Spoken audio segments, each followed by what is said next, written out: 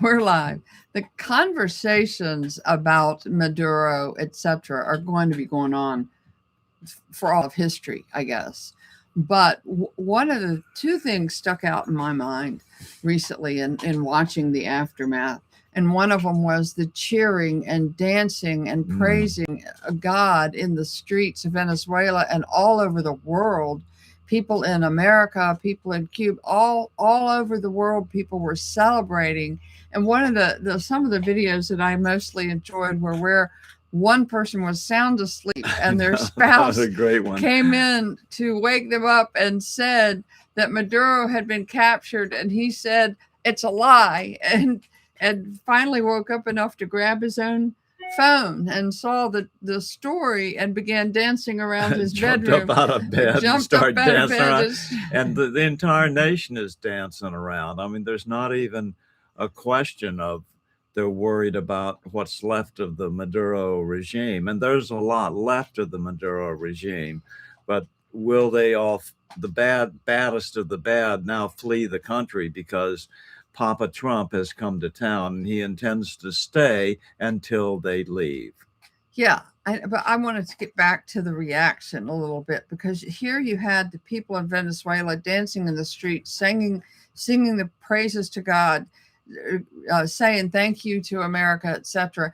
And then you pan it to New York City and other places, and the people were protesting. And I just cannot wrap my head around that. But you go from that's quite, if you go there, what a juxtaposition between the people who were in the country under this evil regime. And I want to read this statement of who Maduro was. Maduro was a narco dictator under a strong 2020 indictment for flooding the U.S. with narcotics and criminal gangs that he was sending over here. And also, too, in 2017, he actually stole an automobile plant. I mean, I'm not sure how you do that, but he stole. They just walked in and said, out, we're taking over. And I did hear a Venezuelan journalist saying to Americans, and I want us to remember this, do not refer to him as President Maduro. He did not win the election. He lost the election by 2-1. 2-1. And so he was not even legitimately the president. He just stole that seat. Also, this is not a regime change. People keep talking about this is a regime change. Oh, we're doing another regime change. No, it's not a regime change. What it is bringing it back to the way it was supposed to be. This indictment of Maduro spans 20 years of activity. I mean, just terrorism and all of the things that he has done. One of the things that we saw a video of last night was a lot of pastors who had been put in jail, that they were freed and they're out now in the streets, praising God. And the talking points of the left are just appalling when they say this was criminal. These are war crimes, President Trump. They're all wrong, and all they're doing is trying to plant seeds of doubt into good people and also give talking points to the media and other people out there, because you see a lot of comments about, in commenting on our show and other places. Oh, this was an illegal act. It wasn't. This is unconstitutional. It isn't. So, Yeah, it was just an enforcement action on the part of essentially the DEA. Well, even the previous administration, Anthony Blinken, said, Maduro is not a legitimate president. I mean, even they recognize that he was not. I can't believe that the left has the gall to try to complain about this. Well, they went from no kings. I guess kings are not allowed, but dictators are okay. Evil dictators are okay, but kings are not okay. It's like, but it makes no sense. And it's not going to play well for them. It's not going to play well in history. There's also a story. I cannot verify this. So this is unverified, but General Flynn put this up, so I'm going to assume it's verified. And that is that Hakeem Jeffries tried to warn Maduro. Right. But he was too late in his warning. And that's exactly what Trump anticipated. Exactly, because they were afraid they were going to have to go in guns blazing. As it was, he was trying to get into his safe house, and he didn't quite make it all the way in before he was ambushed by our military and taken away. So that in itself should send a chill down every single person's spine. It is just like Mark Milley saying that he would call Xi Jinping and warn him if we were going to do any actions against China. Why is that guy walking free? That's a military matter. It is, and he shouldn't be. And not only and the seditious six shouldn't be either.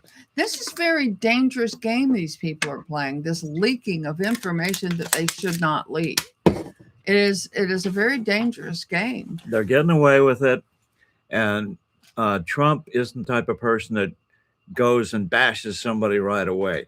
He's laying the groundwork carefully right, to where they will be swished out at some point. Well, you know what he does? He gives them enough rope.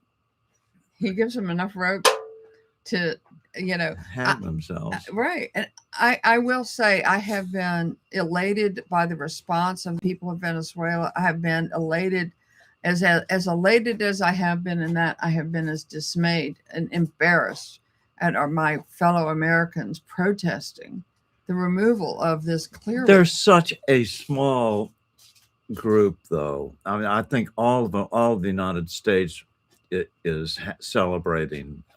Everybody I've talked to is happy. Everybody I've seen is happy.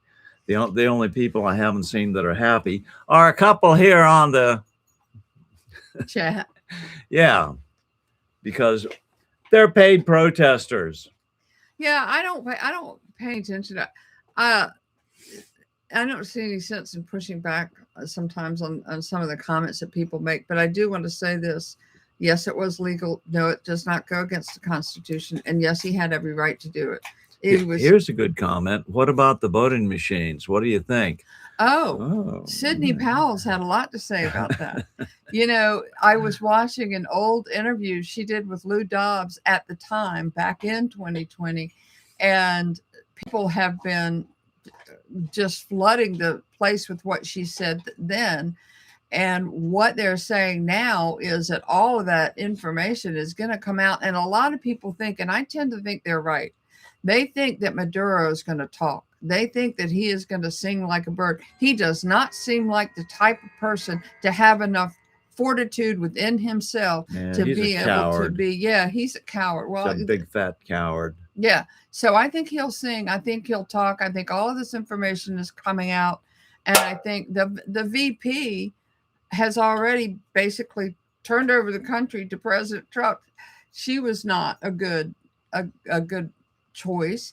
The vote was what, 67 million to it was 3-1, 33 to 67. Yeah, basically. And so that's not a super landslide, and they just ignore it. Say, nope, sorry.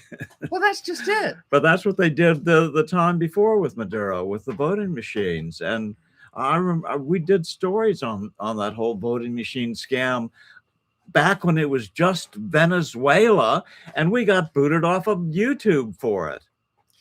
So I do think a lot is going to come out. I think you're going to see a lot of information, they have this indictment that spans 20 years. So it's got to have a lot of information in it. You can read the full indictment. I haven't bothered to do that because it's quite long. But I think that a lot of the truth is going to come out. I think that we're going to see some of the stuff that has been hidden in Venezuela, some of the secrets that are hidden there, some of the paper trails that are there. I think that we're going to see a lot to come out of this. That's my opinion. And again, the Venezuelans, I saw a video of a Venezuelan who's mad with the left in America. So what is your problem? We have been suffering. These people have been suffering for 27 years under this type of regime where they're threw people in jail. There's one woman said they killed 2 of my brothers simply for speaking out. There's just been this horrific situation over there. But, we were talking this morning about are there any comments that you wanted to? I just bumped somebody. It's just so obvious. Mm-hmm. I mean, yeah. Okay. It was not legal. You approve of stealing. There's another one. I mean, yeah. How does that guy just happen to come on when we didn't announce that we were going to be on? Yeah. Well, and speaking of that, I did see what somebody from Venezuela said. I keep hearing Americans complaining that America is just after the oil. Well, what do they think Russia and China were after? Russia and China and Iran were, had a stranglehold on Venezuela. What do you think they were there for? And that whole argument doesn't hold water because we have more oil under our feet than what'd you do? You made it all go away, all the chat. Bill is playing with it. What I did. I don't know either.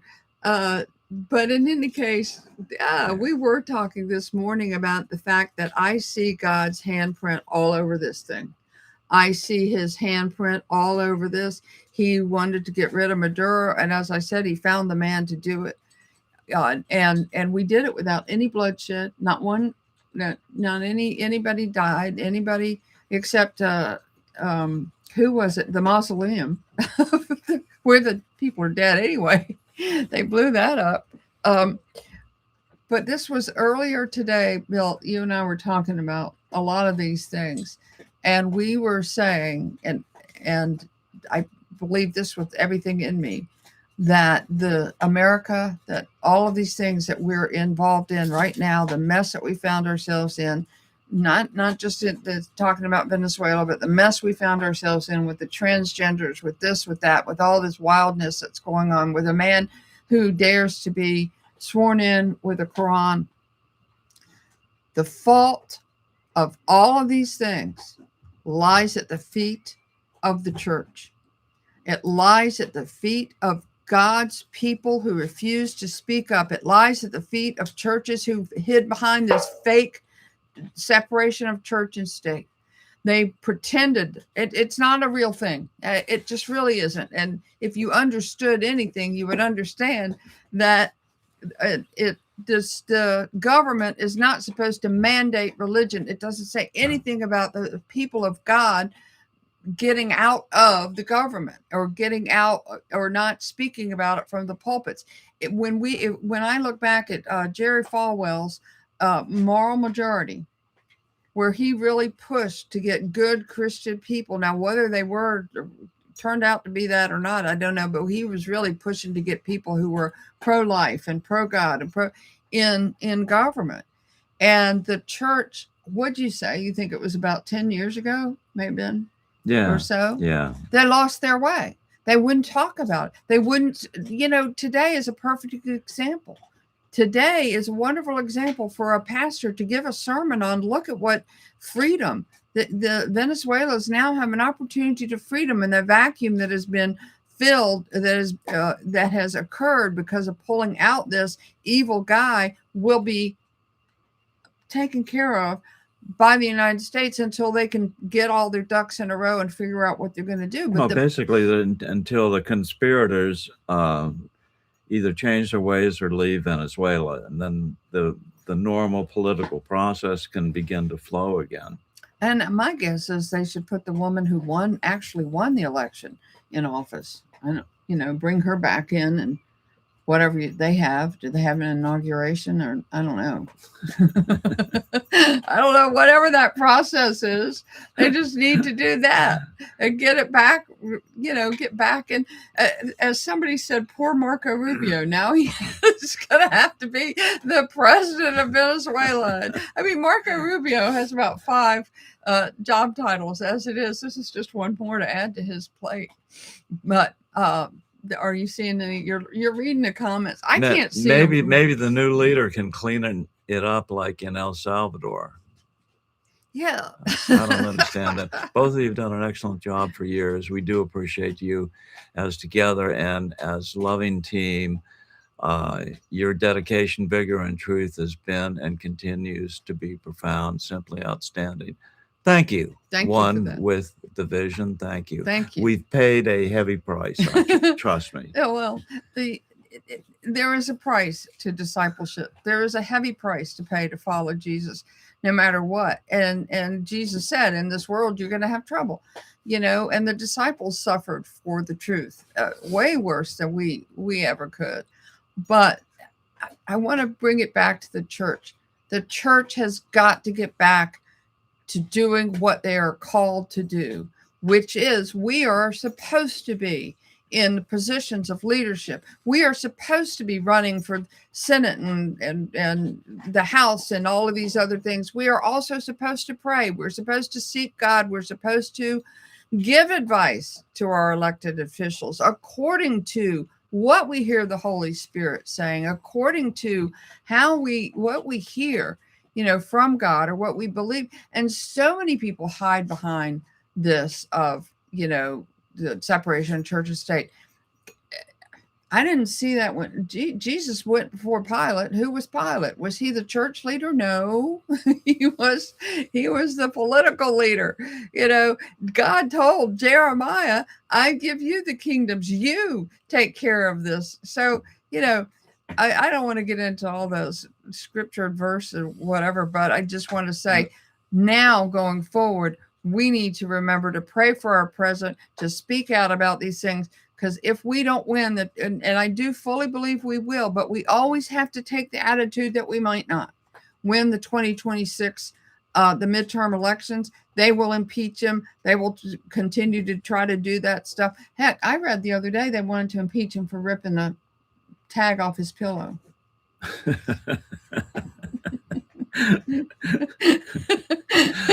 Trump rips a tag off my pillow.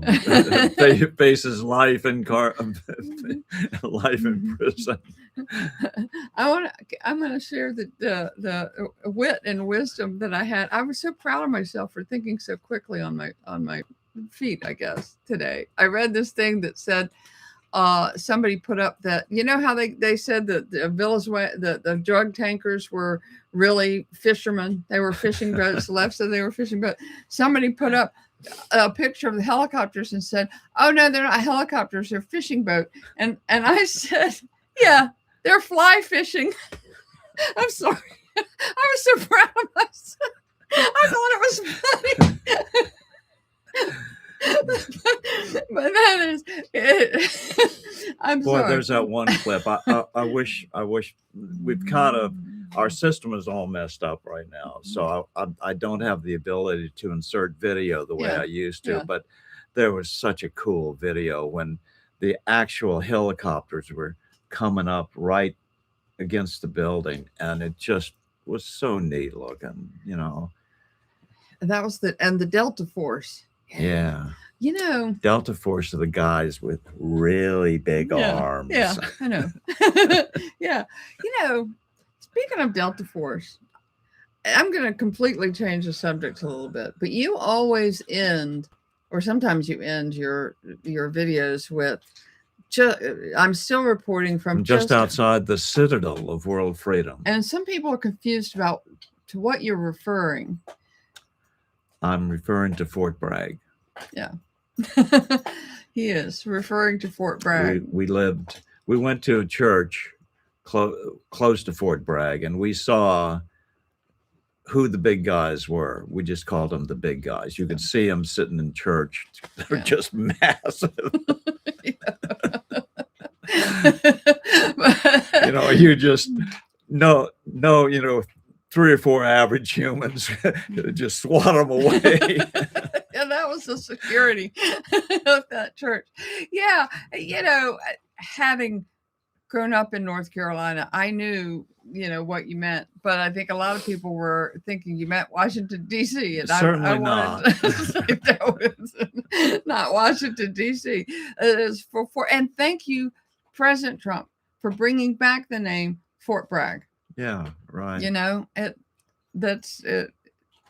what was it, Fort Liberty? I don't even know. Yeah, I mean, there's nothing wrong with Fort Liberty, but we like the old way. Yeah. Put it that way. Yeah, no need to change the name. Shalom from North Carolina. Go.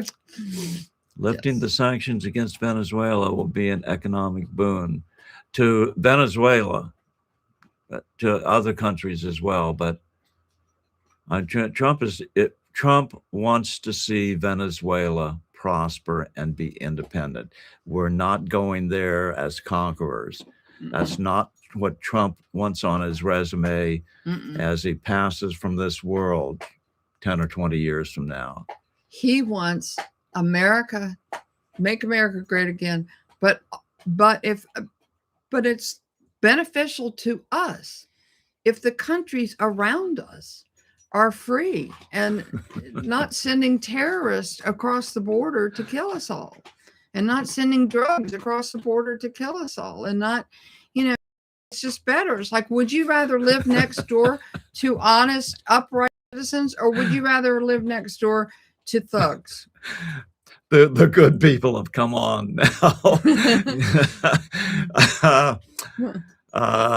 Wetzel's 5 says, I think it was on page 1239 of the Mueller report that Trump tore the tag off Bill. I read that somewhere. And then somebody else, Beth, or Bias Love, says Beth had her coffee this morning. Yeah, she's revving up, that's for sure. I'm sorry, I couldn't. And then user something or another says drugs don't make good fish meat. No, they might make the fish swim faster. Hey, that's our old audience back. Yeah, there we go. I know drugs might hype them up and then they swim faster, which might be why they needed those really fast boats to catch those fast fish, because they had drugged them up first. I don't know. What? Anything else you see on there? No, just approving people. Yeah. They used to be a wealthy country before this. Yeah. And what I was surprised of when I saw the first film of Venezuelans talking about what had happened, how articulate they are. They're supposedly the most articulate, well-developed country in all of South America, and you can see why. They're very well spoken, but they've lived under this dictator for 20-some years. And let me just say this, because this just popped in my head. Venezuela, what these people have lived under for all these years, is where we would be. It's where we would be. And mark my words, that is exactly where we were headed. That is exactly what the globalists still want for us. This is their agenda, and their hands are all in this, the Venezuela situation. And we are still the primary target for them, and they will keep trying and keep trying and keep trying long after Trump is long gone. So this is going to be a continual fight for the rest of our lives, and that's just the way it is. And we need to remember to stay on our knees, to continue to pray for President Trump, to continue to pray for our country, and to speak out wherever we can, whenever we can, on all of these, on all the social media, anywhere that we have, sending emails and contacting our House members and senators. Even if they're Democrats, they need to know where we stand on all of these issues. And we should say, we should be able to say, we will not tolerate impeaching President Trump for doing what God has called him to do. We just can't.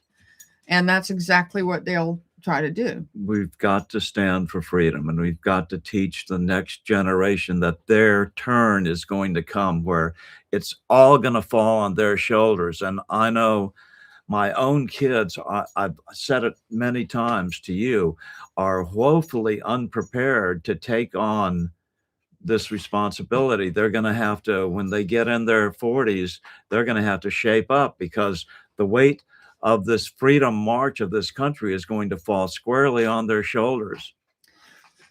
And I'll just tell you, as a single mom of 2 children, somebody in where I worked put a newspaper clipping article that said that children of single parents are more likely to be drug addicts and be thrown in jail and this and that and the other. And I read that piece of paper. It was like a warning to me or whatever.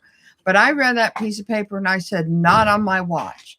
That's not going to happen to my children. Now, I can't take credit for anything because I just turned them over to God and said, you got to help me. We're not going to go there. And I may have differences with my kids, but they both turned out well. Yeah. So somebody just made an interesting comment about, she took it down. What was it? Anyway, we were real disappointed by the pastor's message today. This was there was no mention of this, the greatest day in Venezuelan history. Yes, and this is what I was talking about. The Christians who think that they're not supposed to be involved and all they're supposed to do is pray for their leaders, and that's just not true. And I don't want to go into all the, that's a sermon in itself, but it is disappointing when you see things happen in the world. And it's not just that. I've sat in churches where some terrible tragedy had happened in the world, where a lot of people were killed, and they don't mention that either. And they don't pray for the people, and they don't say we need to pray for the resolve of this.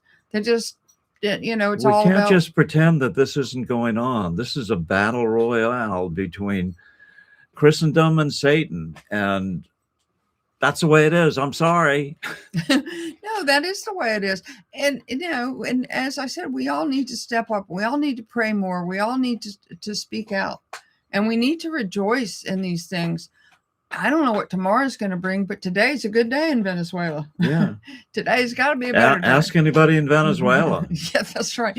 That's what bothered me, was here are the people in Venezuela whose country it is, who had this evil man pretending to be their leader, who were oppressed, and some of them had lost families and they lost everything else. Here they were rejoicing, and here were some idiots. Here's what I want to say to the people who are upset. Why don't you go live in Venezuela now, because it'll be free and maybe you'll see a difference. I don't know. I think people in New York who are upset ought to move to Venezuela. No, don't say people in New York. It's the communists in New York, and they're a vocal minority, and they are a minority. And if New York would wake up, they can purge any further communist infiltration of the political system. They can do it. But that is also, you just said it. They are a vocal minority. We need to be a vocal majority. They are a vocal minority that's being paid to be vocal. Well, we just need to be vocal without taking all the dirty money. And we're trying to be. And I think a lot of people we're doing what we can do. Yeah. And exactly. we've done what we can do throughout. And well, I don't mean we as in the two of us. I just mean we as in all of us who feel this way. That was what the moral majority was all about, was the fact that we are really not in the minority. We are actually in the majority. And we forget that. And sometimes we just let the minority do what they do. But we are the majority. Freedom loving. Well, we need to be focused, because they're focused, but their focus is a little bit of really believing it and a big bit of free money. They're getting paid to do this. We don't get paid to do this. That's right. But it's not about, but that's what we were talking about yesterday, was the fact that the fraud in Minnesota and all over this country, the welfare fraud, the child care fraud, all of this fraud, that's what's funding these people. That's where they're getting their funding. Look at that. It was $11 billion. Where do you think that $11 billion? $11 billion be stolen in Minnesota? I didn't know there was that much money in Minnesota. Well, that's a big number. It is a big number, and a lot of it came from the federal government. But my point is that money got spread out, and they've been using that money to do bad things for us. And so hopefully they'll close that loophole, and then they'll close this one and close the, they'll siphon off, stop the flow. Okay, well, anyway, we've been on for almost half an hour now. Okay. How quickly time flies by, but I think we've made our points. Yes. And we just wanted to come on because we couldn't let this day go by without some form of support and celebration for the Venezuelans who have been under tyrannical rule for a generation now. Hold on. You know, and you can just imagine the people of Venezuela have probably all along said, "Where's the United States? Why aren't they doing some? Why aren't they helping us?" Yeah, exactly. Which is how I felt in the previous administration. I was trying to.